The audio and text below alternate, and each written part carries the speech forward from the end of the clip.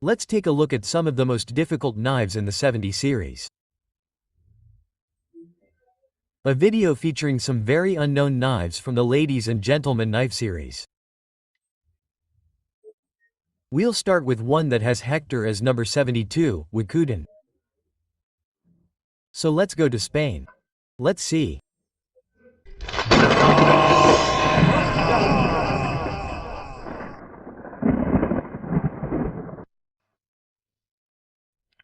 Hello, I'm introducing you to the 84mm Latent, which I didn't know existed until Juanma classified it as such, using catalogs. 84mm in guilloche steel finish without a ring. About 19mm in this area and 5.4 here. A single layer of tools.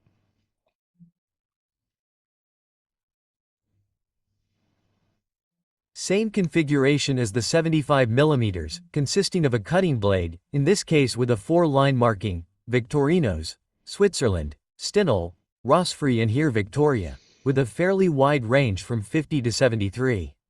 On the other hand, a small blade.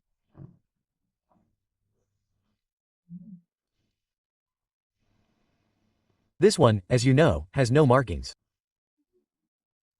And what I find most interesting about this knife is in this recess where the long nail file comes out. This nail was longer because it's broken. Okay, it's quite common for these types of files to break in this area, which is where it has the least material because that's where you put your nail in to get them out.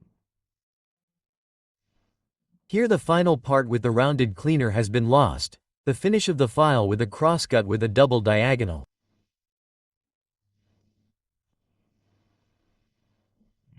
Well, here's the Accoutant 184. A very elegant cut. I hope you liked it. The Model 72 that AOR just showed us is the only one I'm going to name because it's the only one that obviously has an Accoutant. As he said, this model came out in the mid-20s like all of them and was discontinued around the beginning of the 70s. Therefore, the marking it showed is one of the last. There were several materials that, as it happens over and over again, we'll see the types of handles that there were at the end. Now for the next model. Let's move on to model number 73. Model number 73 has a large blade, a small blade, and a corkscrew.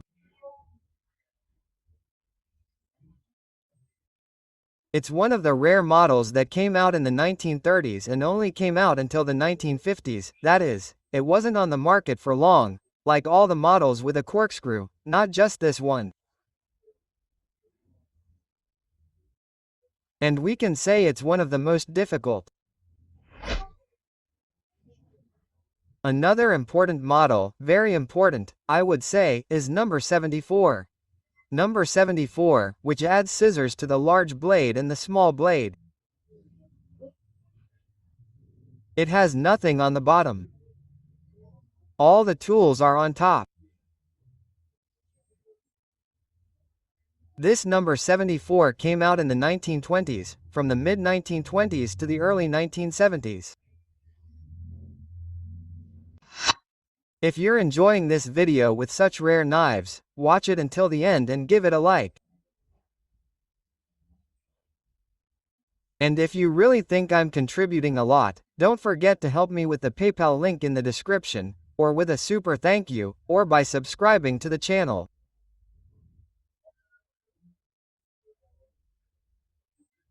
Now we're going to move on to a spectacular model that my friend Emmanuel from ELC Custom is going to show us.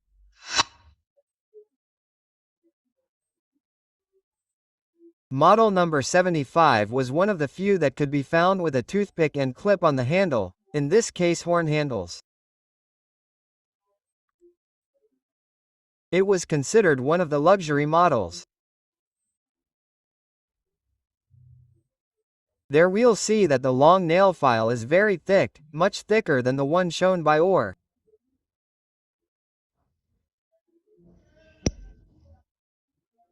On the other hand, obviously we're going to have the large blade, which shows us the marking, and then the small blade.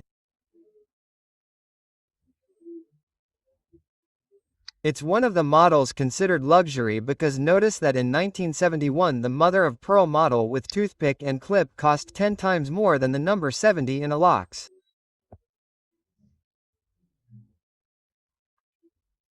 And here we have the scissors, which is no minor detail of this beautiful model that a manual shows us.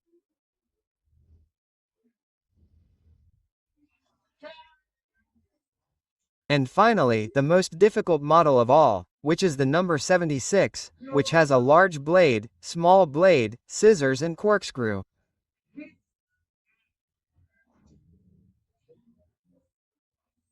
This model also came out in the 1920s and, like the model with a corkscrew that we saw earlier, the 73, was discontinued in the 1950s.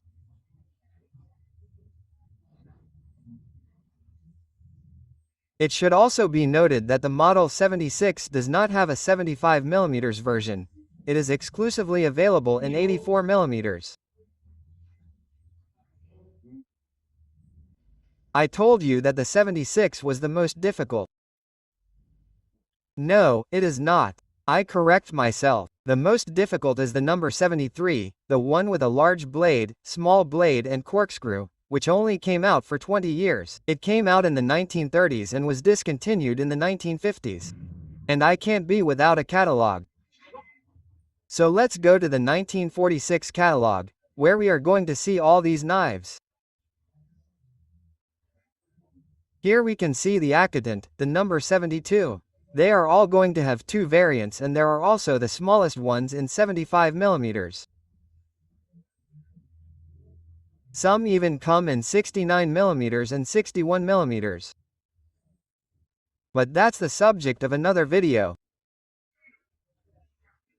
On another page, we'll look at the 73, which I was telling you is the most difficult, the one that has two blades and a corkscrew. The 74, which has scissors in addition to the two blades. Here we have number 75, which is the one a manual showed us. It had two blades, scissors, and the most robust nail file. And finally, number 76, which had two blades, scissors, and a corkscrew. And now we're going to get into the materials, the most beautiful part of this knife. Here's the thing. I chose the knife model called 72, 73, 74, 75, 76, and it had options. And we can see these options in this photo, for example, where we have turned steel. This is the case of the guilloche that Orr showed. Other options are the Carry 1, we're also going to see the Celador 1, Imitation Care 2 imitations of Nicar and Oro.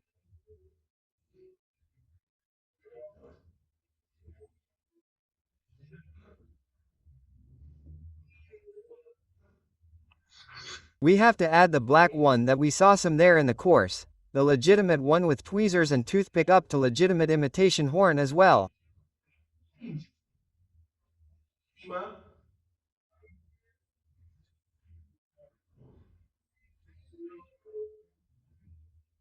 The celluloid ones that broke very easily and let rust through, generated gases, aluminum, the soft locks that we know now and the variety that can be put with rings or not.